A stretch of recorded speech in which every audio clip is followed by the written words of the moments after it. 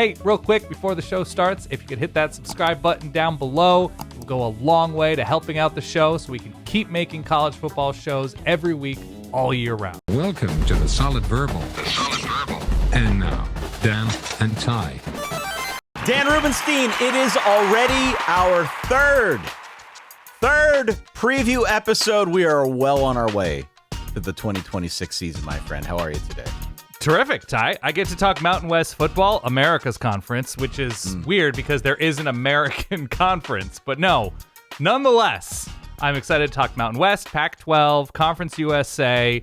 It just, when I research these conferences, both in terms of who's new and the changes and the schedules and what went wrong or right last season, I don't know. I get filled with energy, Ty. There's a juice to it that I can't describe. I know it's, summertime and everybody's looking forward to the season, but when I'm really diving into it, I don't know, man. I get the warm fuzzies. Do you get that? I was going to say it's not specific to these conferences. Yeah. It's just in general, actually Totally. talking football instead of what we're normally inventing throughout the month of May and June. Yeah, it's definitely a welcome relief to actually have some football stuff to talk about. I should add an addendum onto your opening monologue there. Please. UConn is also going to be included in today's preview episode. Yes. We didn't know where to put UConn. So UConn being one of two college football independents alongside Notre Dame, who, by the way, we will talk about Notre Dame in the upcoming ACC preview.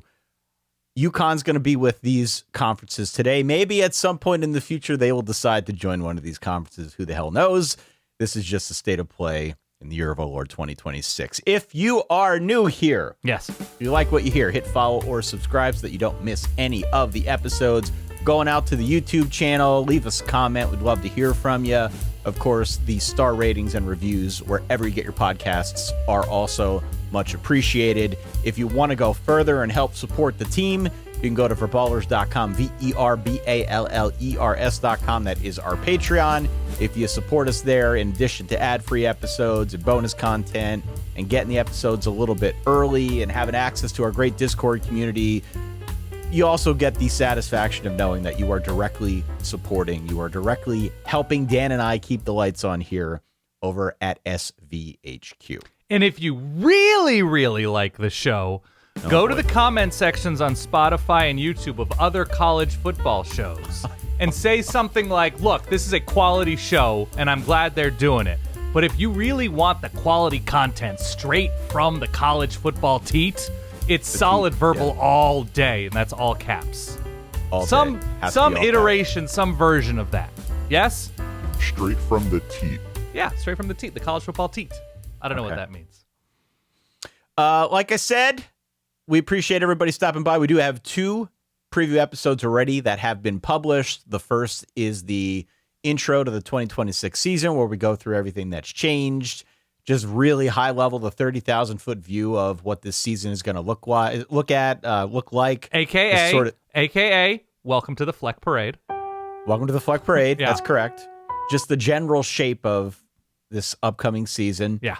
The one that we did, our first conference or conferences that were previewed, is episode, 2 of previous season. Now, this is episode 3, where we're going to go through, again, the Mountain West, the Pac-12, Conference USA, and we're going to include UConn in there just for kicks.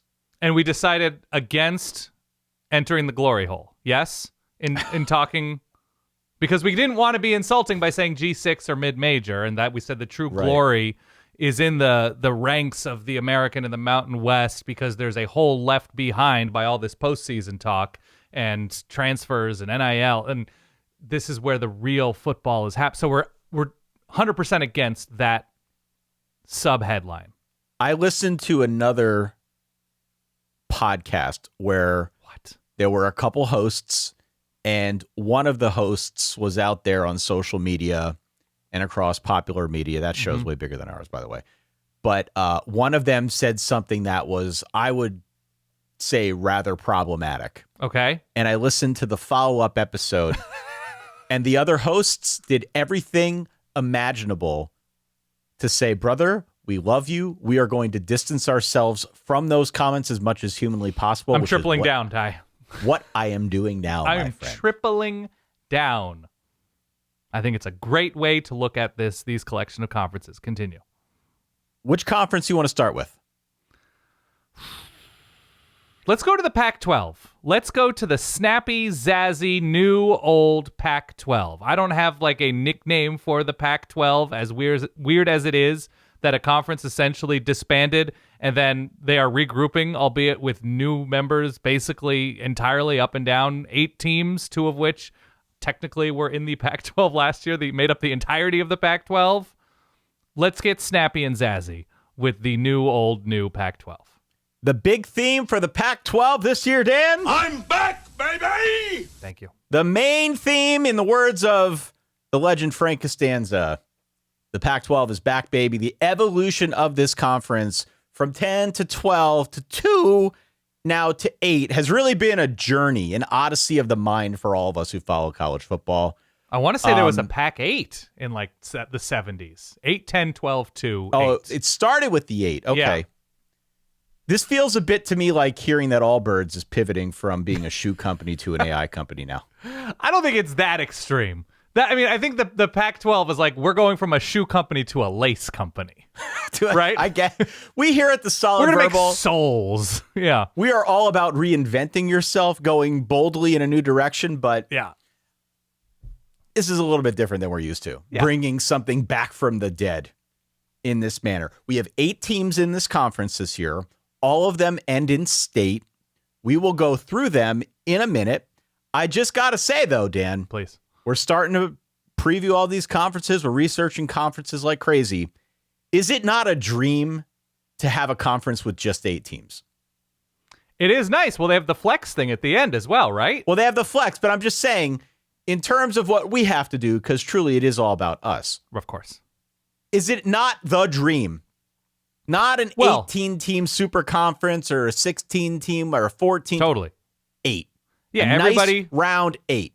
Everybody plays everybody. You get a much more secure sense of who's what, just because it's full round robin. And Yep. listen, when we were talking about the halcyon days of like how should these Pac-12 teams that look like they might be on an island, Oregon and Washington, Cal and Stanford, as the conference looked like it was disintegrating, I was a proponent of 4-team conferences. I remember that. Just the traveling micro-conference. pods. Yeah, the micro-conference. microcons. So Yep. I'm great with small conferences. I understand why it's not a thing that's preferable for a lot of teams, but yes, to get these 8 teams together, and in this weird time that we are only going as far east as Texas would be the farthest possible point, that it's not a full like adding Memphis or USF or something like that to make it a weird national conference.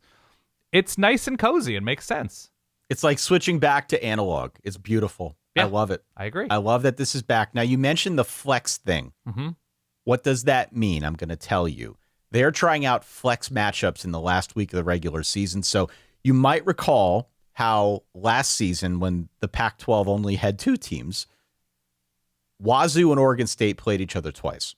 Yes. That was kind of a pilot for this. They're doing it again, though. They've scaled it up. Everyone is going to get a repeat matchup. If you look at schedules now, if you go out to like FBS schedules or ESPN, wherever they have schedules, you're going to see that one team is repeated twice. The 2 wrinkles with that are it'll technically count as a non-conference game. It's not going to count against your league record. Your conference record, yeah.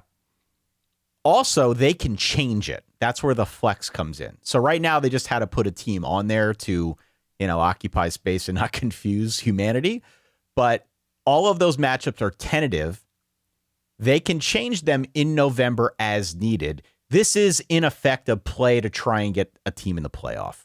Right. They're trying to prop up their best teams. If there's not a team that obviously has a stake to that throne, then they'll find some other way to maybe spice things up a little bit if need be. Maybe they won't change it at all. In a lot of cases, my hunch is they won't. But they're trying it out. They're trying to be innovative. They've got some teams now that I think would want to try and get into the playoff, and maybe they need a little bit of a boost. I don't know what this can provide. I love the idea of it. Mm-hmm. I love the idea of it. I think it's fabulous. I wouldn't hate if other conferences, bigger conferences, tried it, because Lord knows that would definitely get a little bit more, or give us a little bit more mileage in terms of conference matchups during the season. But for now, anyway, we get to see what the Pac-12 does with this. Yeah. So essentially 5 non-conference games for these teams on their final record. 7 conference games, 5 non-conference games. And look, it's hopefully increasing the amount of quality football. Now, obviously, the flex game is the final week of the season, right? Right. So it's a jam-packed college football slate already. It's not like we're getting something intriguing in like a week 1 or week 2 when perhaps the pickings are slim. But I can appreciate trying something out and seeing how it works out. Sure. My favorite thing about this conference, having studied it, you can say virtually anything, and it's true about half the teams. Yeah. And it truly doesn't matter. You can say they've got a good offense, they've got a bad offense, good defense, bad defense, returning quarterback, new coach, contender, not a it's all on the table. Say whatever you want to say. It's true about 4 of these teams. And it seems to me to be pretty universal regarding whatever topic you bring up there. What do your tiers look like? Have you had a chance to dive in? Because I've got, I think, 3 very definitive tiers of these 8 teams. In the Pac-12, as I load up my notes, I think my upper tier is Fresno, San Diego, Boise, not necessarily in that order. I have the same. Yep. It's just, it's difficult with some of these other, like I probably have Oregon State alone in the bottom tier. Although so here are mine, okay? Yeah. I've got those 3 contenders. I just called them contenders. Mm-hmm. I've got a coin flip tier of Texas and Wazoo, and that is not Texas State. Texas State and Wazoo, excuse me. That is in no particular order. And then, at the bottom, I've got Oregon State, Utah State, and Colorado State. I just call that everyone else because I don't. Okay. I don't even want to call it the bottom. It's just the other 3 teams. Right. I don't know how I feel about Utah State there, just because they have one of the best head coaches in the conference, and there's proof of concept of success. But I'm fine with it. Oregon State and Wazoo, are blank slates with new coaches and fully new rosters. So I'm okay with that. Yeah. I think the floor for Oregon State should always be, and for Wazoo should be higher, just because of the institutional commitment to the sport. Right. But no, I think I'm good with your tiers. Boise State was the big get. Getting Boise State for the new look Pac-12. I don't know if it's a better conference in terms of quality relative to the Mountain West, but there will definitely be more exposure for Boise State. And at a minimum, the Pac-12 brand probably, I'm qualifying this, probably has more weight than the Mountain West. So I think they're excited about it as well. Obviously, like I said, it's a pretty big pull to bring Boise over. Right now, they are projected as the clear favorite. If you go by our friend Bill Connolly's preseason SP+, he's got them at number 38. Per his math, Boise is also the biggest conference favorite. Of all the 10 conferences that we're going to talk about, the biggest favorite relative to the other conferences, or relative to the other teams in that conference, right, is Boise State. I would say, if nothing more, and as I have seen noted in nearly every preview that I have read about the Pac-12, Boise projects to have the best defensive line in the conference, the best linebackers, the best running backs, if nothing more, a veteran quarterback. That's all a pretty good starting point, Right. Fully agree. Yeah. I mean, Boise has, I think it's the best duo of edge rushers in the conference specifically, if not one of the best duos of edge rushers in the country. Maddox Madsen is back for a 37th season. The running backs have a ton of experience. There's a ton to like. It's, to me, the problem with Boise State right now is the speed. Who's catching passes and who is in that defensive backfield. I'm not sure a lot of people are going to really test those new bodies in the conference, but they do open with a team that's going to be in the top 5 nationally in Oregon. Right. They have Western Michigan and Memphis also in September-ish. So those are, we think it'll be a quality Memphis team. We're pretty sure it'll be a quality Western Michigan team. Those should be winnable games for Boise, given what they're returning. So yeah, I mean, ultimately this is an offense that wants to be physical and run it down your throat. Mm-hmm. And then they're going to work play action off of that. If you're optimistic, it's because you've got a solid line. You've got a really good backfield with Dylan Riley and Sire Gaines, who last year, I don't know how this slipped off my radar, but combined for almost 2,000 yards, which is really good. They've got one guy, Riley is more of the home run guy. Gaines is kind of the bulldozer. But more importantly, both these guys are pretty good in the passing game, which kind of gives the offense that added wrinkle. They're going to be tough to stop in the Pac-12. The Maddox Madsen thing is interesting. Still the quarterback, as you said, for the 37th year. Maddox Madsen is not a sports car. Like, he's not going to go out there and wow you. He is firmly a Mazda CX-5. Right. You know, he's the sensible price point. He doesn't have all the bells and whistles. He's like a rhythm guy. The play-action offense suits him pretty well. But it is, as you said, a pretty green wide receiver room. A lot of upside, but they definitely need that running game to work. I like the line. I think it's a combination of new guys. A lot of guys who had surgery in the spring and didn't get reps. So whether or not it clicks for some of those big games early will, I think, be interesting for us to discuss here. But I think ultimately the floor is like 8-4, and the ceiling might be 11-1. Somewhere in the middle is likely where they're going to end up, because they're not going to beat Oregon in week 1. They do have the tricky road games, as you mentioned, with Western Michigan. They've got a getaway game before a bye against Fresno, who's had their number the last couple of years. I think they've won 3 in a row.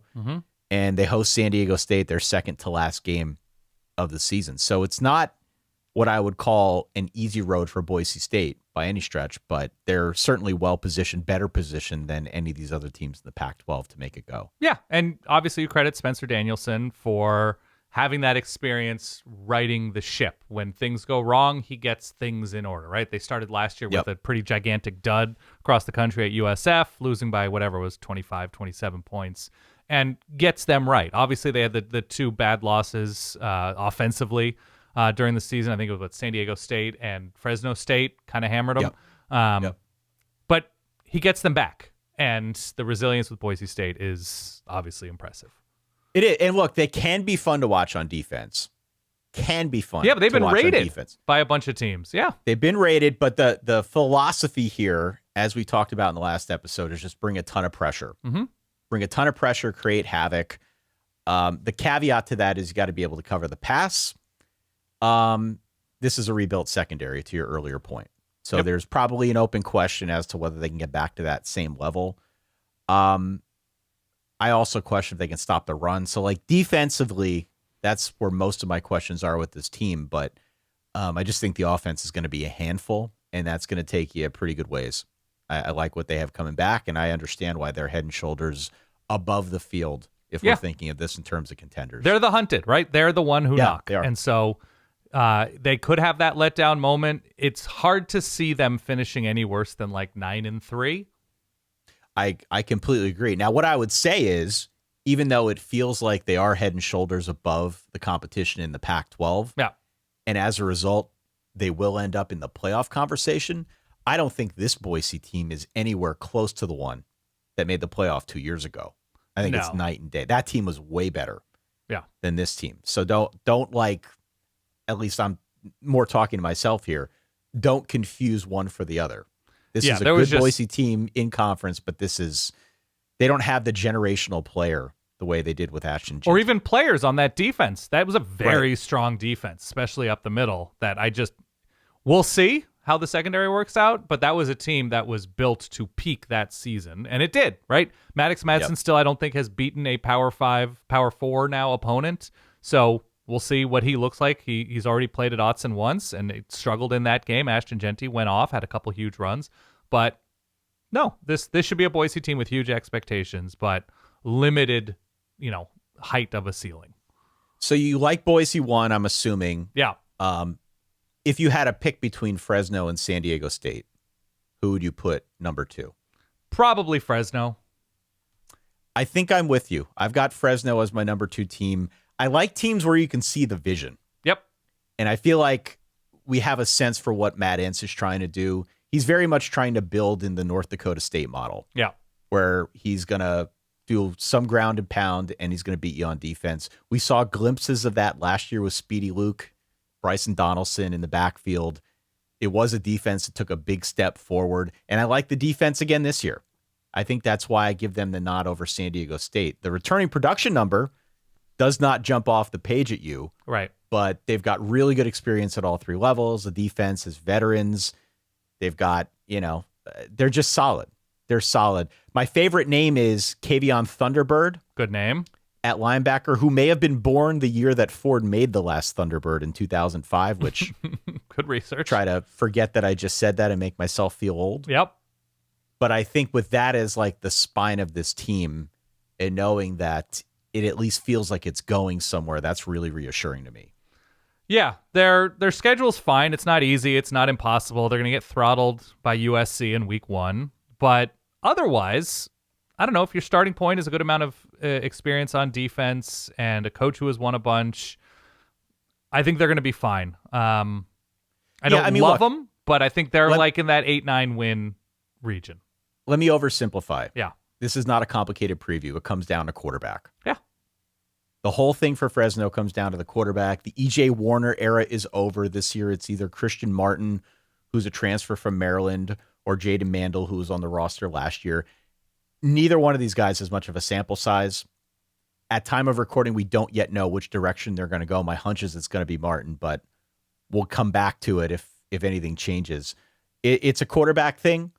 If they get good quarterback play, then it's going to be a team that we're talking about deep into the season. I could also see this being the type of team that gets flexed in week 13 if they're trying to prop them up. Yes. Like Fresno would be a really good candidate for that.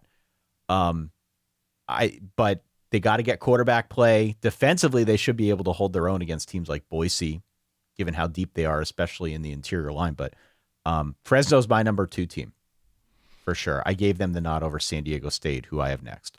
Yeah, my concern with San Diego State is just where's the offense coming from, missing what they're missing on defense. And the first 2/3 of their schedule is pretty rocky. And look, this was not a good offense. The jump last year was mostly powered by the defense. Yep.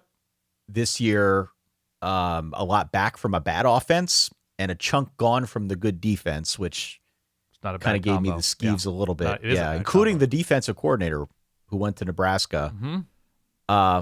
Looks like there's a path for the offense to get better. They've been a little bit more deliberate about adding offensive linemen to the roster. They have 10 more scholarship linemen on the roster now than they did 2 years ago. So they're at least trying in that sense. They just got to get more out of quarterback. This is another situation where I got to see more out of quarterback. For all of these teams that we're going to discuss today, basically, if you had a really good offense and a really good defense last season, you're currently coaching at UCLA, right? You're currently coaching at Florida. Yeah. And so we're not going to come through this preview and say like, oh yeah, they return a bunch from a successful offense and a successful defense. At best, some of these teams are returning like really good offensive players and their defense was a nightmare last year. And they're hoping and praying that a bunch of UTEP and Oklahoma State transfers or something work out. So yeah, that's the reality of basically all of these teams, right? San Diego State's offense wasn't anything special. Fresno's offense wasn't anything special, but they returned just enough pieces in different places. We're like, okay, if they can figure this out, if this new coordinator has a plan or has a vision, as you like to say, sure.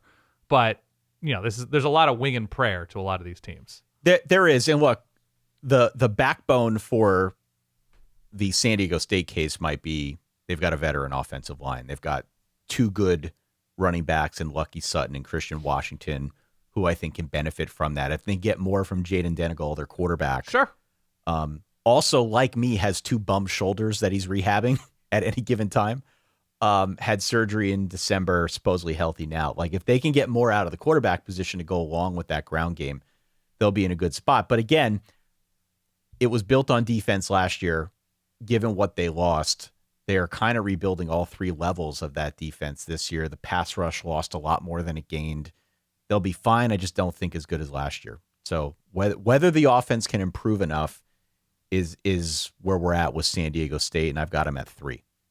One of the absolute worst third down teams in America last season. So they had a problem staying on the field.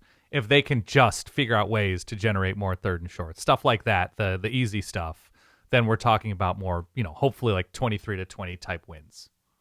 My next team up is Texas State. Very volatile year last year. Not as steady as the previous 2 seasons. Still went to a bowl, still finished 7-6, but They went through a bad stretch where they lost 5 straight. 4 of them were by a combined 14 points, and 2 of them went to overtime. Yeah. So it was really on a knife's edge. They have the best quarterback in the conference, in my opinion, in Brad Jackson. Yep. Who can both run it and throw it. It's a system that is heavily dependent on a quarterback who knows what he's doing and wide receivers who know how to break off their routes and make a choice.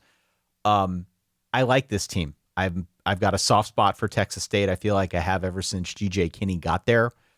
They've got a really good wide receiver pairing that should propel them, at least on offense. I should note it is not an air raid offense. They still want to run it. It's a question of how well can they run it, because both the running back and the offensive line are heavily dependent on whether they're going to pop at with what they brought over in the transfer portal. So, like, I can't project that. You can't project that. We know they'll be pretty good through the air. We tend to trust good quarterbacks. I know your rubric is typically quarterback and defense. The obvious question is defense when we're talking about Texas State. Yeah. The thing I like about them, I don't know if it translates to this year, is they finished strong last year, winning their Final Four. They had a lumpy middle of the road, and there were a couple shootout losses, close ones to Troy and Marshall types and Arkansas State. So winnable games, obviously, given the level of opponent. I think they should have a decent time this year. If your starting position is at least quarterback, and I did like that they were especially good in the red zone last year, which to me points to a plan, right? Especially having a younger quarterback last year. I think they're going to be in a good place this year to at least, they'll put themselves in a good place to win late if they're converting deep in other teams' territory. But yeah, it comes down to just how often can this defense figure out havoc and turnovers and ways to get off the field if the talent just isn't there on defense. And they actually weren't bad on defense last year. That's the thing. This year, though, Bill is projecting them to be 129 out of 138.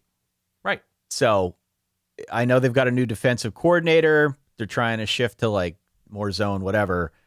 And they did spend along the defensive line to try and beef that up. But can they stop teams, or is it going to be all shootouts? Right. I think it's a tough schedule. I think they'll score points. It's a question for me of how many points they actually got to score if they want to get wins. Agree. Wazoo is next up for me then. Okay. New coach, new everything.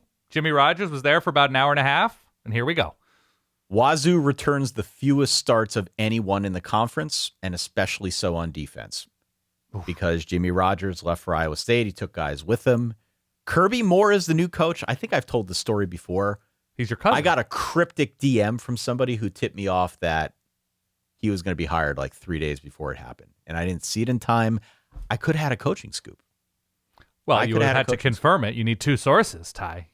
I only had one. You went to the Columbia School of Journalism, as we know, and Sure. you are just a stickler for ethics. So Kirby Moore, a sensical pick given where he's from and given, I mean, you say like offensive needs. It's a totally new team. They were led by their defense last year. But if you are a Wazoo fan, you are hopeful that bringing in somebody like Kirby Moore, who had a very nice influence on the Mizzou offense, has a similar influence. He's bringing over Matt Miller, I want to say, from Boise. Yeah, that aged me, by the way. I was like, wasn't he a receiver 2.5 years ago? Oh, it's been a dozen years. Okay. Matt Miller from Boise State, who's on the offensive staff at Boise, comes over to run the offense. The new defensive coordinator is the old defensive coordinator and head coach at Oregon State, Trent Bray. Yep. The fun name to watch is Caden Pinnock. He is the quarterback transfer from UC Davis. As a freshman, 32 touchdowns and a 70% completion percentage. Ran a little too. Yeah. He's my number 2 pet transfer this year, going from FCS to FBS. Okay. I will talk about number 1 at some point, but when we get to the Big 12. But notably, the system that he's going to run is very similar to what he ran last year. So it's not like he's starting over with new vocabulary, whatever. That looks like it's a pretty good fit. I like their running backs. So. I like their wide receivers. I think he should have help. I think the line will be okay. Defense is completely new.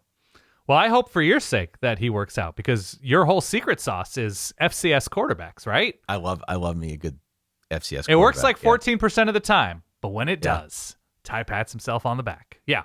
Listen, I'm all for a UC Davis influence in our lives. Shout out Robert Mondavi.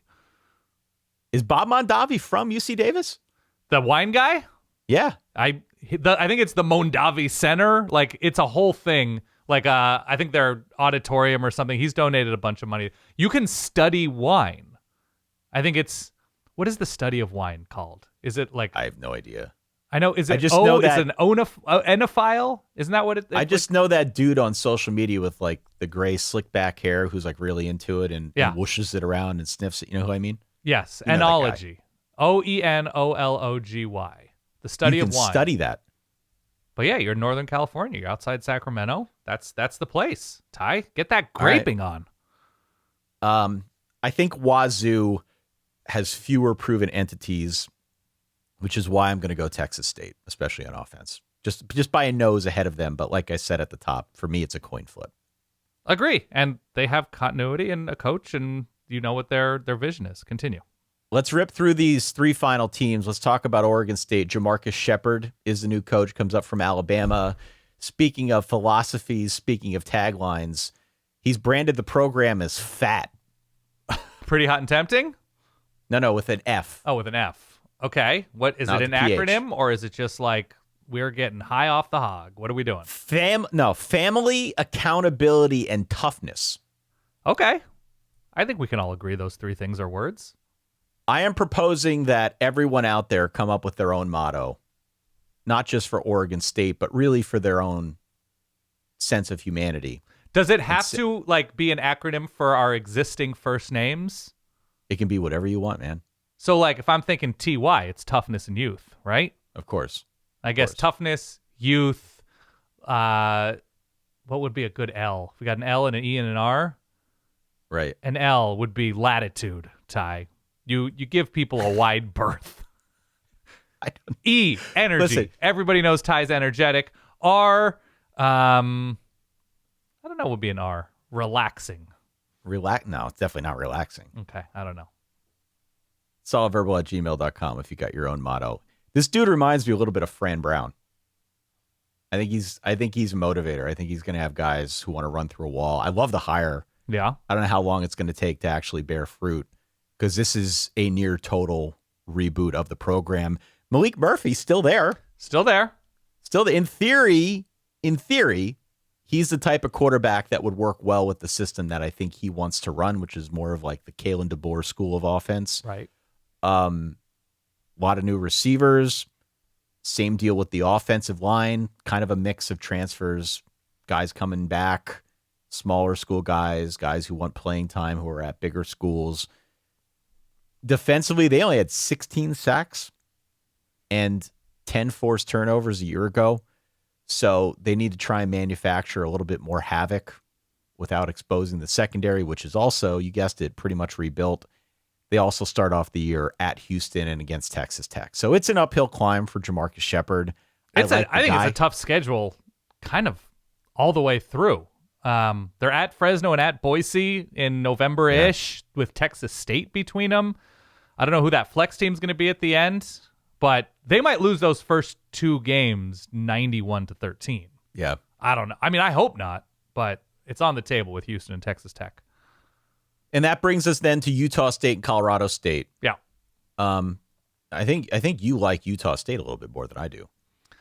Look, if the starting position is figuring out how to win, how to generate yardage last year with a lot new, they brought in, say what you will if you're an ACC fan and you have been wronged by offensive coordinator Robert Anai. He's reunited with Bronco Mendenhall. He is reunited. 15 seasons together. Yes. So you talk about like not having to learn a new language. They speak the same language offensively, given their time at BYU and Virginia. I don't know. I think they'll be fine. Bronco Mendenhall kind of figures out how to get teams to bowl games. And so I'm just going off of that. I think the defense was awful last year. Yes? I mean, the bar is, let's put it this way. Yeah. Let's not dwell on the past. Okay. The defense has some names. It has to get much better. I guess awful is too strong. They struggled. Bill right now, if you care about preseason stuff, has them as the 100th best defense in the preseason. So as long as they move up from that, I would consider it a success. Yes. Just more towards competence is something I would look at and say it's very successful. But like they go to Idaho State, Washington, Utah. They're home against Troy, and they're at Boise State. Ooh, 4 weeks in a row. Yeah. Which is like rough. That is rough for a new offensive coordinator, a new starting quarterback in McKay Hillstead, who has a very limited sample size. Yeah. The team as a whole, at least on offense, only has 40% back from a year ago, and the defense is still being rebuilt. That's like a tough stretch for me, which is I couldn't go any higher than bottom 2 for Utah State. Yeah, I think if they get to a bowl game, that's a pretty enormous accomplishment. I have 2 fun facts about Utah State, by the way. Okay. Number 1, they were 77% and number 3 overall against the spread last season. Really? So they were undervalued by Vegas. According to the numbers I'm looking at, Utah State's winning percentage against the spread was 76.9%, good for 3rd in the country. So they were undervalued last year, at least in terms of those specific numbers. The other thing about Utah State, as I was looking at last season, their key players last year were named Bryson, Brady, Bronson, Brevin, Brock, and Braden. And they were coached, hear me out, Ty, they were coached by a Bronco. Bryson, Brady, Bronson, Brevin, Brock, and Braden. Coached by Bronco. Bryson, Brady, Bronson, Brevin, Brock, and Braden. Coached by Bronco. So if I seem unprepared to talk anything Pac-12 and Utah State, it's because most of my study time was made producing that. Producing that sound. Give me that one more time. I apologize, or you're welcome. Bryson, Brady, Bronson, Brevin, Brock, and Braden. Coached by Bronco. Bryson, Brady, Bronson, Brevin, Brock, and Braden. Coached by Bronco. Did you learn how to do a little bit of like beatboxing there in order to? No, I just found a sample-free or a copyright-free EDM type track and then put a bunch of effects on my voice. And I'm happy. I don't think anybody was home when I was yelling out, Brady, Bronson, blah. Scared the neighbors, man. Yeah. Wow. And shame on Bleacher Report, BR, for not discovering that. Good work, man. Yeah. And Roger. Final team, Colorado State. We've got Jim Mora Jr. coming over from UConn. Yeah. More than 60 new players on the team this year. It is kind of a UConn transplant situation. Mm-hmm. All 5 guys are gone along the offensive line. Virtually no snaps return. It looks on paper like the worst offensive line in the conference, which is a problem because they want to run a lot. They want to do heavy sets and that type of thing. And I don't know if they've got the manpower to do it. Counterpoint. UConn was very close to going undefeated last year. They were. UConn was very close. They lost a game by 3, a game by, I think they lost 2 games by 3, 1 game by 7. And then they lost their bowl game significantly to Army. I don't know if Jim Mora was still there then. But Jim Mora did an incredible job at UConn. The offense was strong to quite strong in stores last season. And kind of everything for Colorado State last year, and this is what happens when your coach gets fired, was pretty damn awful. So, I don't know. They got a pretty huge upgrade at coach, it seems. I don't know how quickly it'll translate, but that's why I'm not in a rush to say they're in my bottom tier. But I don't know. I mean, I think a bowl's gettable. I think you get to a bowl. Yeah. And I didn't even call it a bottom tier. I called it everyone else. Yeah, that's true. I don't know. I like Jim Mora Jr. And they got a quarterback race. Is it Hoss Haney? Is that how you say his name? I think so. From Oklahoma State. They got him. They got Kashawn Farr, the guy from UConn, who obviously knows the system. He had a good spring. We'll see. I hesitate to make any kind of real projections on Colorado State because this is another transplant situation, which is a bunch of new guys, new coach. Right. We know how that works by now. Their home road splits are kind of even. Fresno and Texas State are both on the road. Boise's at home. They do have BYU at home, which they'll probably get run over by BYU. And they do travel to San Antonio to play UTSA. So it's a tough bowl road, but I don't know if they're at least threatening in November, like, oh, maybe if a couple things break right and the flex game works out. That's a huge season for Colorado State in year 1. I've got Boise over Fresno. Yeah, I think so too. Let's talk Mountain West. Call Kenny Loggins because you're in the danger zone. The Mountain West. These are old sounds. I don't know when we made that To sound. some. Old sounds. Talk me through the Mountain West, Dan. Talk me through. Because we've got Boise State, Fresno State, San Diego State, Colorado State, and Utah State all going elsewhere. Mm-hmm. Then we've got UTEP coming over from Conference USA. We've got Northern Illinois coming over from the MAC. Yeah. Hawaii is now a full football member. And we got North Dakota State walking in. So it's a smaller conference, I think a stranger conference. And that feels to me like the top of the league is a little bit more open than it's been in a long time because Boise State's out of there. Yeah, it's UNLV and New Mexico at the top.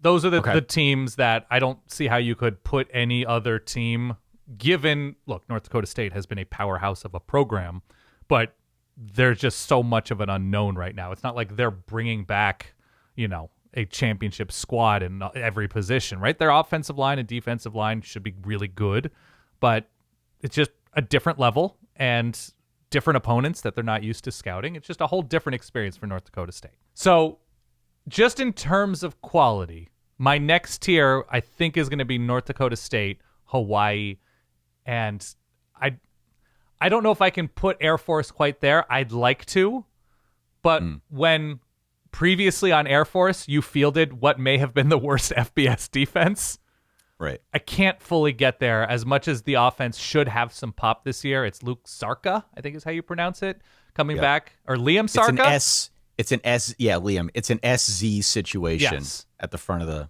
last name. Yeah, Liam Sarka coming back. And when he was on the field, they were able to move the ball. Now, there's new stuff to the Air Force team. We can get there in a second. But UNLV, you got to believe in the magic of Dan Mullen at quarterback. 10 you and have 4. to believe in it. 10-4 last year. Right, but Anthony Calandria showed something at Virginia. Jackson Arnold... Previously on Jackson Arnold. Right, previously on Jackson Arnold. I don't want to make this personal, but I'm just saying hasn't shown that something as a college quarterback with any sort of consistency or regularity. So Dan Mullen has had basically nothing but interesting success in production, to be kind, I guess, from the quarterback position during his time as a head college football coach. And obviously the proof is in the pudding with Anthony Calandria last year. They're able to win with basically a bad defense. There's no indication that the defense is going to be any better this year. There were some underlying numbers last year with UNLV. But I don't know. This Rebel team should be really good is probably too strong, but the most good? I think they're dangerous enough on offense, and I think they play offense better than anyone will do one specific thing in this league. And given the coach, given the track record, I think I like UNLV. They're just going to have a good amount of pop on offense in a way that another team is not going to have pop on one side of the ball, to me. So Jackson Arnold transfers up from Auburn. Previously, he was at Oklahoma. It didn't work out at Auburn. Now he is going here. We know he could run. He's a good runner. We have seen that on display. The passing game has sort of been all over the map. The best of Jackson Arnold has been really good. The worst of Jackson Arnold is pretty bad. I feel like we've seen more of the latter over the last 1.5 seasons, let's say. And so it's an open question to me what Mullen can get out of him, but Mullen tends to do well with guys like this, right? That was why they got Calandria. He was kind of an improvisational threat in the backfield. And didn't start the first game last year. Didn't start the first game last year. They still have Alex Orji. They do, who got hurt. Yeah. Who is coming off injury, but he also gives them more of a running element at quarterback. They're solid at running back. I think they'll be able to run pretty well. It's just, to me, a question of, all right, to what heights can Jackson Arnold take them on offense, and are they going to get better on defense? Because they gave up close to 420 yards a game last year, which was not good. A lot of the efficiency numbers, yards per play, explosive play rate, all those things, I'm not going to list it off, but a lot of those red flags that we tend to call out when we're doing previews and when we're reviewing games and figuring out who's good and who isn't good, it suffice to say this defense has a lot to prove in year 2 under Mullen. Yeah. So 2 tricky openers for UNLV this year because they open up against a Memphis team that they can't really prepare for. That's completely new with Charles Huff. And then they play Hawaii on the road. Hawaii is just always better at home with the amount of travel that a lot of teams have to do to get to the islands. Cal at home is tough, but the home road splits from there. Cal's at home, North Dakota State's at home, and Nevada's at home. But they go on the road to New Mexico, which should be the headline game. They travel to Albuquerque, which should be tough. But that should also be must-watch TV. If all works out, UNLV should be able to run the hell out of the ball with Jaden Thomas, probably the best returning running back in the conference. UNLV I think is my favorite ever so slightly over New Mexico, but I really do like New Mexico a good deal as well. So New Mexico would be the team that you go with if you're into returning production. Yes. Because this is a team that went 9-4 last year. Year one, also a year one situation. This one for Jason Beck. Eck. Got him to their first, or Eck. I always get the Beck and the Eck mixed up. I got it in front of me and I still say Beck. Mm-hmm. Jason Eck had a really good campaign, got him to their first bowl game since 2016, was undefeated at home, and now he's bringing back 63% production. So for this program, that is like a huge shift in posture, right? New Mexico is no longer the cute story. New Mexico is trying to be one of the actual league favorites, and it's probably a lot easier now that, a bunch of the teams that we mentioned earlier went to the Pac-12. Yeah, the good thing about New Mexico, one is their starting position, depending on health, is returning quarterback. Jack Lane? Jack Lane, yeah, with the elbow. There's some pop back at, running back and receiver, just experience there. We'll see there. I'm just going to trust a Jason Eck offensive line to figure things out. Defensively, I think it's an Eck. Jackson Eck. He had like 50 more tackles than the next leading tackle. Jaxton. Jackson Eck. Jackson Eck. 129 tackles. He was the Mountain West Co-Defensive Player of the Year, center of that defense. So I really like the schedule. Now, they have Oklahoma on the road. That is a letdown spot for Oklahoma after they travel to Michigan. Oklahoma should win that game. But otherwise, for New Mexico, they have Hawaii on the road, which we just mentioned that's going to be tough, but winnable games elsewhere on the road. New Mexico State, Nevada, San Jose State, and Wyoming, all with like pretty significant issues, are all on the road, and getting UNLV, the Air Force offense at least, North Dakota State at home. The schedule is set up really, really nicely for them to contend for this conference. If everything breaks right, something even bigger. Yeah, I buy in on New Mexico because of the defense. Yeah. The schedule helps, and it obviously helps to have a guy like a Jack Lane. We don't know, I guess, fully his health status. But the defense went from really bad to legitimately very good. Yeah. And really good against the run. Really good at creating havoc, especially sacks last season. And, you mentioned Jackson Eck as well, who helps. So I think they're solid across the board. And so they're, anytime you're talking G6, there are holes, but there are fewer holes with New Mexico, and I'm in. I think I'll say right now, I think it's New Mexico and UNLV at the top. Yeah, especially if New Mexico can find the pressure. They lost guys up front on the edge. If they can find those pressures, it'll go a long way for this team winning double-digit games potentially.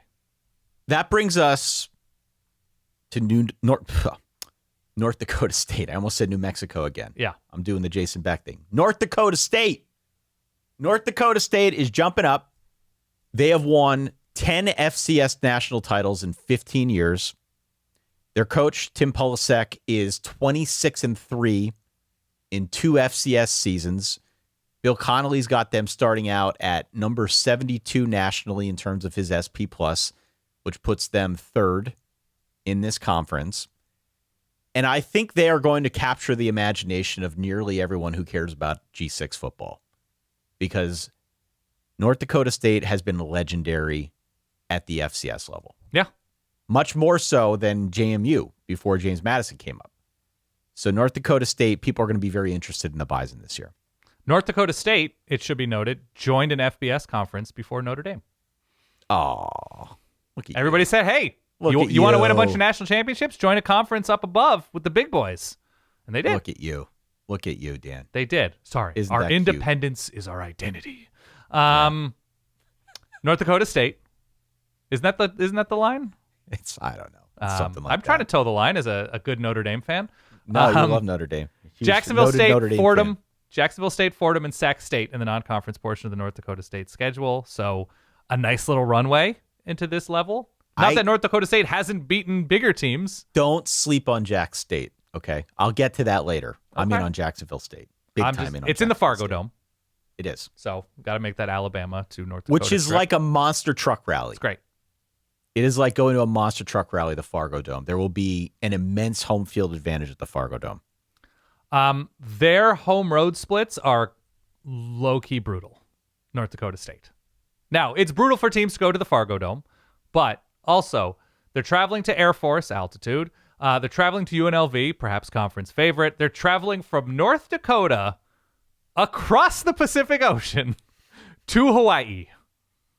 That's got to be like an 8-hour flight, no? Even the Maybe longer? stateside flights, it's not close to get to San Jose from Fargo. So their travel will be significant, although they've played teams, obviously, all over the West Coast and Big Sky Country. So not anything that's new fully to them, but it's a lot of road time, especially when you factor in Hawaii and traveling to Sacramento. I don't know. It could be a lot. I'm not worried about San Jose, to be clear. So to me, it's just, if this truly is a program that can just reload, new player, sleepwalk to double-digit wins, this is the time to prove it. This is the time, even though it's a new level and it's new teams to prepare against, there's a lot of wins on this schedule. There are a lot of wins on this schedule, and I don't know if I see them going 10-2, but I think they can threaten it.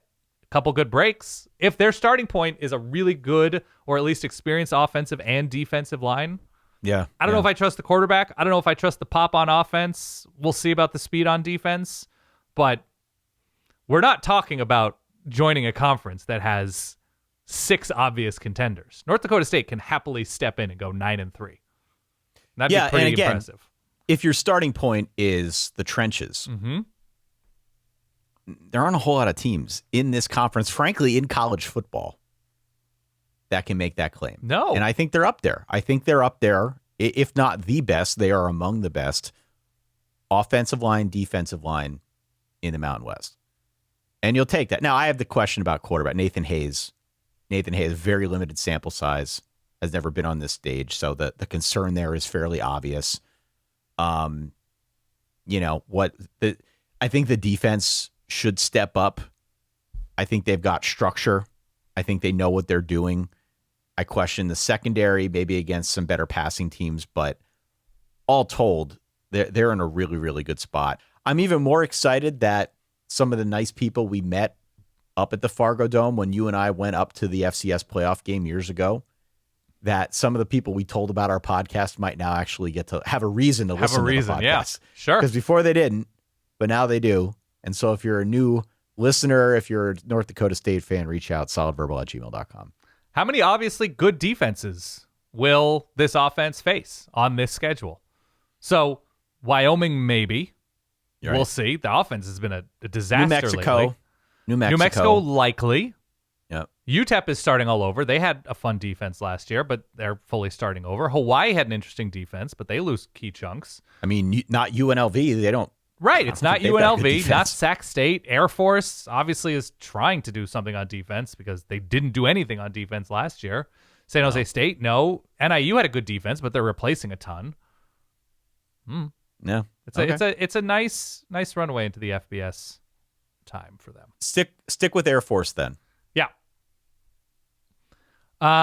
Air Force, I've always really enjoyed the Air Force experience over the years because they've found ways. I mean, Troy Calhoun has found really interesting defensive minds that have been picked off from Air Force, but they've managed to be the one, it seems like, service academy that could field complete teams pretty regularly, or at least figure out defense regularly.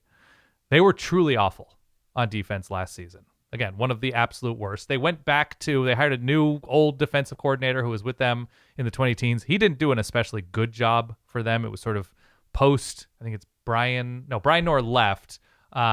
It's Steve Russ, who was the new old defensive coordinator. He did not do that great a job for Air Force, but when it was Liam Sarka running the offense, when he was healthy, he was good. They just, in terms of receivers and more importantly, obviously, running backs and the pop on their offense, they're replacing them. It's obviously a system. There will be probably some sort of learning curve for this Air Force offense, but I expect them to score. I expect them to move the ball. All of the underlying numbers were good last year, especially when he was healthy, just in terms of like all of these option teams are, like converting first downs and converting third and shorts and time of possession, right? They're going to play to a certain system. The question now is like, can they get anything from this defense? If their defense is merely average or below average, this will be a very difficult out for everybody in the conference. I just don't think you can go from where they were to where they want to be in a year. So I like Air Force. I don't love them. What did you send me? I just sent you a picture of Troy Calhoun. Oh, yes, of course. That's a dye job, right? You know when they have that paint? That's got to be a dye job. That is the special shade of black that it absorbs all light in the area and it makes it look two-dimensional. I don't know if the picture you sent me of his scalp is recent, but it's not natural. Whenever this picture was taken, whenever this picture was taken, this is a dye job. It has to be. We should we do a bracket of coaching dye jobs? Saban's been active. Saban has been active in the salon. Les Miles had that like Signetti for sure. Although I think he laid off with more attention. I think he's laid off. I think he's much more in like the just for men, like just rub in a little salt and pepper. But he has a history. The salt and pepper version. Yes. This picture is an all-timer. Les Miles had his sort of, there's no color on the spectrum. It was sort of a dusty copper. There's some Troy Calhoun shots out there. But yeah, I really do hope for, Air Force's sake. Obviously, they're playing for the Commander-in-Chief trophy and Navy games at home, Army's away, so that's a trip across the country. They don't have, I believe, an especially challenging non-conference slate, so it's Duquesne, and then the service academies, Army and Navy. So those will be tough. Those are quality teams. We talked about Navy already. Navy's going to be good this season. Army, I think I'm higher on Army than you are, but it's a tough but not impossible schedule. If they can figure out that defense, I think they should go bowling. I think they can get in that 6-7 win range. I like Hawaii. I think they've got the quarterback, Micah Alejado. Yeah, Bishop Gorman. Threw for 3,100 yards a year ago as a redshirt freshman. Definitely a little bit of a pop gun situation. I mean, their head not coach as bad is Timmy as Bryant Chang. Moniz, who came before him. Yeah, but way before him, to be clear. Way before him. Was playing through an ankle injury. I think if he's right, Hawaii can absolutely be in this title conversation. I worry about the defense. Look, it's like Dennis Thurman did a good job last year, but there's not a whole lot back for Hawaii in terms of returning production.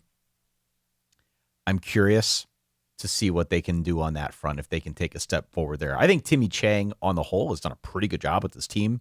Yeah. I like the passing offense, but I worry about a half-team situation. The schedule, I think, is interesting. UNLV, New Mexico, and North Dakota State all come to Honolulu, which is huge. But Stanford, UNLV in both weeks 1 and 2, I think we're going to know very quickly if they're worthy of being a contender or if it's just going to be a showcase for their quarterback this season. I don't know how worried I am about their defense. Their defense was better than their offense last season. They rushed the passer well. Look, there's so many new players. Gone, players in. They rushed the passer well. They got off the field decently well on third down. They were very good in the red zone at times on defense. And a lot of that can go to coaching. Like, here's our system on third down. Here's our system when we're backed up kind of stuff. So to me, it's just an overall talent thing. And it's, it's always going to be a weird schedule stuff. It's always going to be a weird schedule thing. I mean, the offenses on this schedule are not crazy. On this schedule, they have Stanford, New Mexico State, Wyoming, San Jose State, Northern Illinois, UTEP, Nevada, and Sac State, all with enormous offensive questions. Like, mountains to climb on offense. I'm spooked by the returning production thing. I'm spooked by that a little bit. But That's fine. They have good players at all three levels. So it's not a dearth of talent. It's just I don't know if there's enough around those guys to leave me feeling the warm fuzzies about where this all goes next. UNLV, New Mexico, and North Dakota State all coming to them.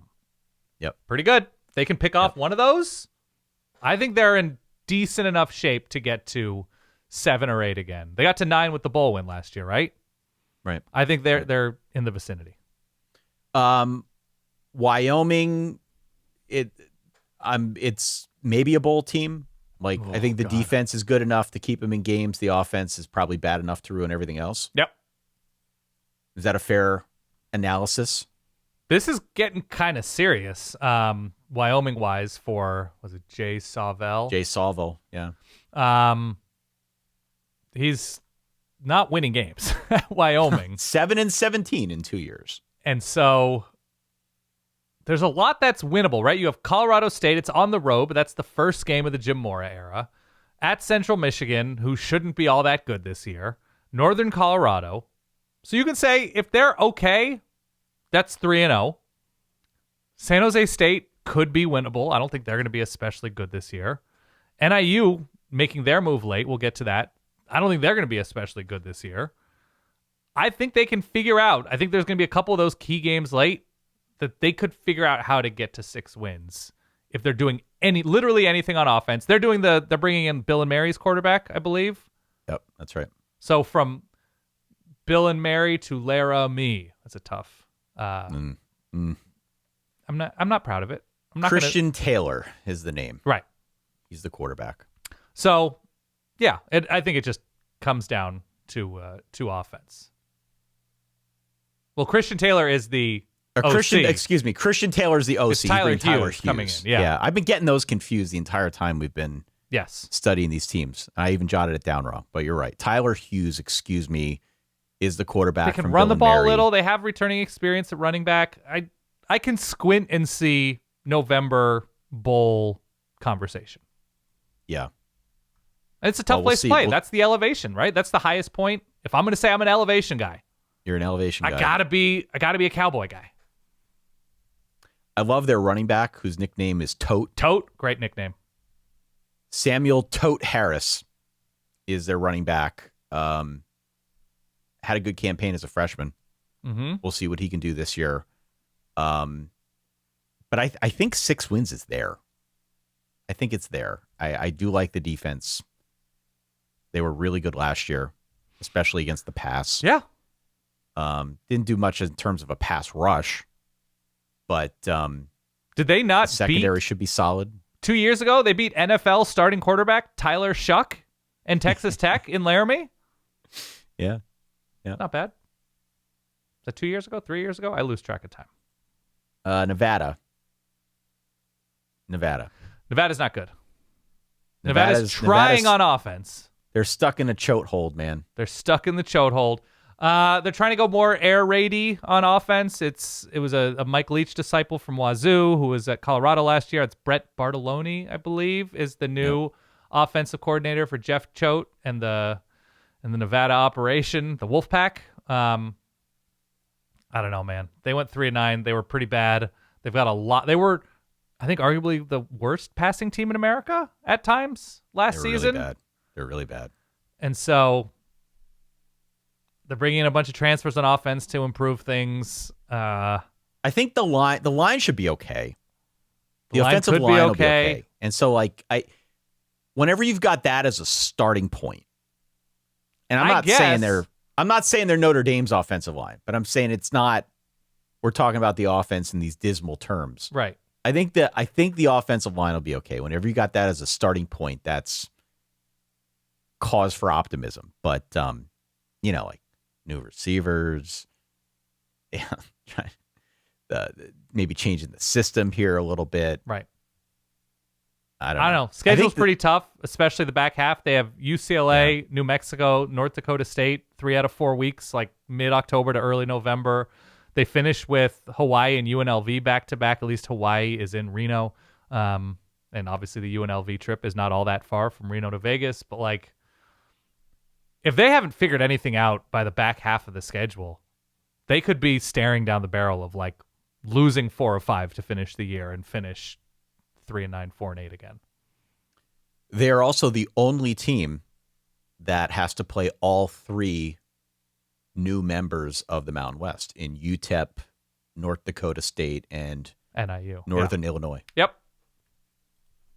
I don't know. I'm not feeling great about the prospects. All right, so the last 3 teams then that we got to go through quickly are San Jose State, Northern Illinois, and UTEP. Suss those out for me. San Jose State was a mess last year. They lose their starting quarterback in Walker Eget. They were pretty close early on last year, but fell off the map late. They're starting over once again. They've had good receivers lately. They're going to get throttled by USC early. That's a week 0 game, I believe. Correct. The schedule isn't doing them any favors, especially later on in the schedule where they have New Mexico, UNLV, travel to Air Force, North Dakota State, the back half of the schedule. It's difficult to find pop. The defense was just so god-awful last year. And the offense fell off as well. So I think it's too tall a mountain to climb to feel all that good about them, even making a bowl game at this point. They feel like 4-8-ish to me. Okay. Who else do you say? UTEP and NIU? Yeah, UTEP and NIU. UTEP was at least a little saucy last year. I think they were able to generate big plays. They lose just a ton, including their offensive coordinator, who wasn't all that. I mean, the offense wasn't all that consistent, but they did hit on a couple big plays last season. They go 2-10 last year. A ton needs to be fixed. They lose a ton to the portal. They gain a ton in the portal. There's just not, especially they have Oklahoma and Michigan in 2 of the first 3 weeks. Right. That's just part of how they schedule. The home road splits are also, including those teams, traveling to Air Force, traveling to North Dakota State, not great. It doesn't seem like there's a clear path beyond 3 wins. EJ Colson, baby. Sure. Another transfer from FCS, from Incarnate Word. Yeah, put up big numbers. They named him the starting quarterback already. Close to 71% completion percentage. Yep. Can throw, runs a little. If he's better than any of the quarterbacks last year for UTEP who combined for 20 interceptions, yep. If he can help stop that bleeding, I would say that's a good start. Agree. I think they only beat Sam Houston and an FCS team last season. Correct. And we're competitive in games against terrible teams. So I don't know. I'm not. I like Scotty Walden. I'm just. They're at best, at absolute best, you can say he's just going to hit on a ton of transfers, and they are going to flirt with going to a bowl or something, or being bullish, 6-6, something like that. And the evaluation, I think, would have to be off the charts for that to happen. NIU now in the Mountain West. Yeah, I must be completely honest with you. The entire time you've been mentioning Northern Illinois, I'm thinking, just because I've been pre-programmed. Why do I keep mentioning NIU? Why is he mentioning a MAC team? Yeah. Northern Illinois joining the Mountain West, historically a very mountainous region of Illinois. Of course. They're changing conferences. Their coach, Thomas Hammock, left for the Seattle Seahawks back in February. No, he's not the head coach. He's just on the staff. Mm-hmm. And so Rob Harley is the interim guy now, which is, let's be honest, a tough way to enter a new league. Offense was the problem last year. They were 135 in offensive SP+, really bad as a passing entity. The run game was okay, but everything through the air was just a disaster. So we've got that as a starting point. The defense, 19 players who started at least once last year are back. Only 3 of them are back from last year. Yeah, the defense was good last year. The defense was okay, but they lose a lot. So this is just the defense was not good. The defense was really good at stopping big plays. Big plays, They did yes. a thing really well. So I guess my point is just that a lot new, including the league, does not leave me feeling that inspired about how this starts off for NIU. You got to look at the silver lining. The silver lining is we get late in the season an NIU-Nevada game, which were 2 of the absolute worst passing teams in America last year. So we might get a game, either like, oh, wow, they've really attacked this and look a lot better through the air, or a game between 2 quarterbacks who look like they're throwing into the wind when it's not actually windy. And so we get the joy of seeing who is better at throwing the ball after a season in which neither one of these teams could. We get an off-brand Army-Navy game. Yes. And we do get games, by the way, between teams who are like one of the absolute worst offenses against one of the absolute worst defenses. Something's got to give in the other direction.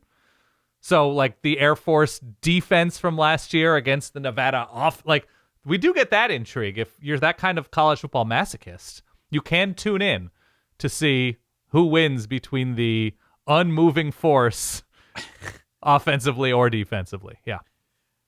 I've got New Mexico over UNLV because of the defense. Okay. I think I'm going to do that too. I think we're going to agree. We're eckheads here. We are. I think they're in a good position. I think last year, Bill Connolly personally deciding not to put New Mexico in the championship game left a sour taste in their mouth. Yeah. No, he did not personally decide that. Yeah. It's all coming up, Lobo. Let's do Conference USA. Done. There's only one thing you love, Danny. That's danger. Conference USA. I know I found that sound. You definitely found that. I so you think made that was sound. from the original Ocean's 11. Yes. Continue. Yes. Western Kentucky looks like the favorite, but they have the least returning production in the conference and the 5th worst in the country. Yeah. Almost every team you would consider a quote-unquote contender has a rather large quarterback question in Conference USA. In terms of defense, I would say that in the land of the blind, the one-eyed man is king. There is no obvious answer for who's got the best defense in this conference. I think everyone has an enormous question mark about their defense. And the first team that figures it out is going to have a real advantage. Mm-hmm. Everybody is rebuilding through the portal. It's just sort of the standard now. And bigger picture, the plight of Kennesaw State, Missouri State, and Delaware remains super interesting to me. Remember, 3 teams that recently jumped up to FBS. All of them are in very, very different spots. You've got Delaware with a ton back. You've got Missouri State completely rebooting. And then you've got Kennesaw State, who actually won the damn conference a year ago, but then lost a ton. Yeah. And The we had team their that I coach like- on. He could get the solid verbal bump, though. He could. I'll get to that. Yeah. The team that I like the most is Jacksonville State. 3 years in, FBS now, 3 9-win seasons, 3 bowls, 2 straight Conference USA title game appearances. They lost Cam Cook, who was their running back, ran for 1,600 yards. He transferred over to play with Rich Rod at West Virginia. There isn't a like-for-like replacement for him. It'll probably be a committee approach. But the committee approach might work well because they're going to build the plane out of Caden Creel, who is back. He was their quarterback, 1,500 yards to the air, almost 1,100 on the ground. You combine him with whatever running back, and DeAndre Johnson, who is a 6'8" monster of a man at wideout. Mm-hmm. And that's your offense. Does anybody ever That's your describe offense. you as a monster of a man? Never. Everywhere I Never. go. No. Intellectually, maybe. Yes. Intellectual monster. Ty As a Hildenbrand. wordsmith, maybe. Yeah. Well, isn't this then kind of become a coaching conference, at least in how you talk about it right now? Like if you trust Tyson Helton more than other people, if you trust, obviously, Missouri State starting over at head coach, if you are a Jerry Mack guy. We're a Jerry Mack show. We're children of Mack. Yeah. That's a weird way to phrase it. We're Mack trucks. Sure. So, yeah, I mean, with all of these teams just going to continually lose their best players, having to lose their best players because of the realities of the sport and the size of these schools, you're going off of, okay, whose evaluation skills? Who do we trust late in games? I mean, there are pretty good coaches in this conference. There are. There really are. It's the non-chip Charles Kelly now, right, at Jacksonville State? Yeah. I love Jacksonville State. I have coming out of the conference. Okay. And a lot of people are in on Western Kentucky, but I'm in on Jack State. I like their defense. I think they've got some of the better pieces, especially in the back seven. And in terms of all the G6 teams that we've studied, because we're rounding the bend here now, this is the last conference that we're going to discuss. Schedule is one of my favorites. It's not the easiest. It's just interesting. Okay. Because they open the year at North Dakota State, which you mentioned earlier. They've got two enormous road games at Kennesaw State in October, at Western Kentucky in November. And if this team makes it through their road games, and we'll know a lot more by December. Of course, as always. This is a program, a team that will have been very battle-tested and will probably be a tough out in the conference title game. I don't think any of these teams in Conference USA are playoff viable. The schedules just aren't tough enough. Right. But, again, we're not thinking of this in terms of playoff. Who cares? So I like Jack State. I think there's a lot to like here, both in terms of their quarterback and what they return on defense. All right, fair enough. Anything from Liberty that interests you? Just because Jamie Chadwell has been a name that has... Yeah, what interests me on the Liberty front is that they could be a nice rebound candidate, because in Chadwell's first year, they went 13-1, then 8-4, and then 4-8. Right. So the trend has been in the wrong direction. Yeah. And there's a real question about that, which is this a trend? Is it Jamie Chadwell trying to put his system in place? They do have the easiest schedule in the conference, which I think should help with the win total. I like their running backs. I think they've got really good depth, even by Conference USA standards. Really good depth. If we see a rebound, it's probably because of the line in the running game, but they got to fix the defense. Yeah. And they're trying. They brought over a guy, Sean Quinn from Virginia Tech, try and run the defense, try and make it better. They were near the bottom last year in terms of creating havoc. They've got some pieces in the front seven, but basically everyone who mattered in the back is gone. So what they do with that will be interesting. The quarterback room, it's between Ethan Vasco. Remember that name? Of course. Ethan Vasco is competing with Deshaun Purdy and Jalen Henderson. Two transfers, one from Wake, one from West Virginia. Jamie Chadwell said he wants to play one quarterback. Right now, it looks like he wants to play three. It's just, I don't know. The recipe, though, if they want to get that rebound, is probably getting better at quarterback, leaning on their ground game, and creating some kind of disruption on defense. Jalen Henderson, by the way, is from vaguely where I'm from. Yeah. Fourth school. Yeah. Fresno, A&M, West Virginia. And showed a little flash at A&M, late in 23 or 24. No. Didn't do anything last year, obviously, and now is battling for Liberty. So he's on a journey. I've got them fourth in the conference. I've got Jacksonville State over Western Kentucky. And a lot of people like Western Kentucky as the team in Conference USA. And I like them too. What's interesting about Western is the Tyson Helton thing, where every year they lose a ton of production. Yeah. And every year it kind of doesn't matter. Every year they win at least 8 games. What was it that, I forget if it was Art Vandelay or AJ Pennypacker, who did import-export? That was Vandelay. Vandelay? That's Tyson Helton. Yeah. What does he do? He's import-export. He's Vandelay Industries. Yeah. That's all it is. He goes about it his own way. Their quarterback, Rodney Tisdale Jr., was the freshman of the year in the conference. Rocket for an arm, if we want to stay on Seinfeld. Could run a little bit. Also took 13 sacks and threw 7 picks in 6 starts. So, got to clean some stuff up. If they're good on the line, and they lost a lot on the line, they can win the league. Okay. I think the whole thing for me really comes down to that. Defense had fits and starts last year. Good in terms of some things, bad in terms of others. But schedule's weird.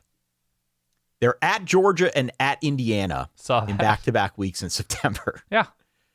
I'm just looking at Conference USA teams who have the least brutal non-conference. Also, obviously that doesn't affect how they finish in conference, but I don't know, man.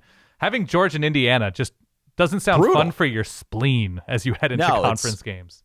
Trying to find an easy schedule in the non-con is like a needle in a haystack. Yeah, Delaware's got Vandy and Virginia. Yeah. Their conference schedule is really backloaded. They get Jacksonville State, Liberty, and Kennesaw in the last 3 weeks of the year. Okay. So we will need to wait till December to actually know anything about Western Kentucky. I appreciate that. Kennesaw, look, we're fans of Kennesaw. Obviously an incredible turnaround story last year. Won the damn conference. And we had Jerry Mack on the show a few months ago. Go listen to that episode. Yeah. They're down a bunch of starters on offense. They did good work in the portal. I think they managed to scrape together a pretty good line that has experience. So I think they'll be okay up front. They're going to try Ricky Collins at quarterback from Syracuse. I think Speaking of guys on another school. Probably an earnest competition.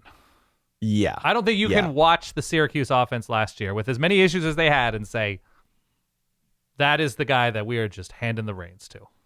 He threw 10 picks. He went 0-5 as a starter for CUSA. Then they benched him. Yep. That's why he transferred. So, backing up Steve Angeli. He was not the first choice. Yeah, and Angeli blew out his Achilles, and then they brought in Ricky Collins. At least defensively, they got the best linebacker in the league in Barron Hobson. Mm-hmm. And I think they've got enough around him where they can create some havoc. They're really bad against the run last year. We should have asked Coach about that, but why couldn't you tackle running backs last year? Yeah, seriously. They get Jack State, they get Liberty both at home. If they can get it together, they're on the road against Western in the last week of the year. That could be a banger. I'm curious to see about a flex situation. I guess they don't have the flex situation. We can edit that out. I'm not editing that out. Thank you. And then we got the rest of the conference. Yeah. And I found something interesting about each of these teams. Like, I'm a fan of the Blue Hens. Mm-hmm. The Blue Hens of Delaware were the first school that I visited when I was taking college visits. Was their NIL package not robust enough? It wasn't as big as Penn State's, to be honest with you. I got that. Yeah. And the dorms were significantly smaller than Is that true? colleges. It was. That's why I didn't go there. Okay. I like Delaware. The dorms were like a shoebox at the time. Nobody has won a 68 Ventures Bowl more recently than Delaware. I defy you to find a team who has. They are in the top 25 nationally with 62% production returning. Okay. Went to a bowl. Went 7-6 in their first year in FBS. Great story. Quarterback, it was a great story. Their quarterback, Nick Minicucci, is the best reason to take them seriously. Had a really good campaign. Just a solid player all around, can run. They use him in the red zone a lot. I think Delaware is going to be solid on offense. The reason I'm not higher is the defense. Okay. And this is like, stop me if you've heard this before, right? They give up too many big plays, got to replace a lot. I think it's a bowl team again. I don't know if they can go higher than that. All right. FIU, Dale, baby, Pitbull Stadium. This is Willie Simmons. Willie Simmons. Immediately went 7-6. Immediately went to FIU's first bowl game since 2019. Beat FAU. Won at Western Kentucky. Finished the regular season 4-0. Did get drilled in the bowl game by UTSA, but Whatever. A really impressive start. Yeah, who cares? A really impressive start. They do lose both quarterbacks. They lose a running back. wide receivers, basically the entire line. There's work to do. The new quarterback is J.J. Cole, still playing. Remember him? Iowa State to App State? It's a throwing motion that looks like it's in slow motion, Dan. We had his dad on the show. Was that his dad? Yeah. I didn't know that was his Yes. dad. From the kicking The camp. kicking expert. Yes. This is his kid? Yes. So be How cool. Wait, did you not tell me this? How did I not make the connection? I think he was the one who referenced it on the show. Man. Cole kicks, right? Cole kicking? Whatever the camps Cole's are? kicking, yeah. Cole's That was kicking. I love that interview. Yeah. I had no idea. Yeah. There you go. Now you know. I'm verifying, but I'm 100%. I'm near 100%. Wow. How did I not know that? Yeah. I Jamie think there's Cole. All right. I think there's a path for him to get better. It's very much dependent on line play. They got a tough road slate at Jack State, at Liberty, at Delaware, at Kennesaw. But Willie Simmons is a guy who, stepped in and immediately made a difference. There's no reason to think he can't continue on that course. Yes. Let me round out this conference here with the final four teams. I'll go through them quickly, okay? Please do. New Mexico State, close enough to be mad about the way the season went last year. They started 3-2. They lost 6 of 7 with 4 one-score losses. They were the worst rushing team in the country last year. So there was an effort to get better on that side of the ball. James Jones is the running back that they're bringing over from Delaware State. And they also added a bunch of line help. I don't know if it's going to work. I have no idea. Good home road splits. New Mexico, Western Kentucky, Jacksonville State, Liberty, and Delaware all at home. I think this will be a team that leans on their defense. And if they get the 6 wins, it's going to be mostly because of their defense. But they're trying. Okay, you can see what they're trying to improve upon. Yeah. Missouri State, another one of these success stories. In their first FBS season, they went 7-6. They made a bowl. Then Ryan Beard and everybody, the whole Petrino clan left for Coastal Carolina, took everything with them. So it's a complete rebuild now for Casey Woods, who's the new coach, formerly at SMU. Yeah, the OC. Both fronts need to be rebuilt. Obviously, a first-time head coach is going to have his work cut out for him. He has both Texas A&M and SMU on the road in September. And I think if you try to work out the math for them to get back to a bowl game, they basically need 2 upsets, 2 fairly sizable upsets, and then for no other weird hiccups in order to get back to a bowl. Right. Okay. Middle Tennessee. Derek Mason. The reason to watch is Roman Gagliano. He is their quarterback. He took over late in the year. He went 2-1 as a starter. 471 total yards against Western, which was the most by a Blue Raider freshman in his first start. Okay. There's a lot to like there. He's one of those guys who's not really a runner, but when he does run, he's deceptively quick. And we all know about those quarterbacks. They can be dangerous. Not the most accurate passer, but definitely gives them some potential. The problem is this. The defense could not stop anything through the air last year. And as we know, this is a program that for what feels like an eternity was a proud bowl team, a proud 8-win team under Rick Stockstill. So there is mounting pressure on Derek Mason to do something, to win more than 3 games. I should add, as our friends over at the G5 Hive pointed out, the university president is retiring at the end of the year. And that's always one of the signals you look for with regard to coaching changes, is it not?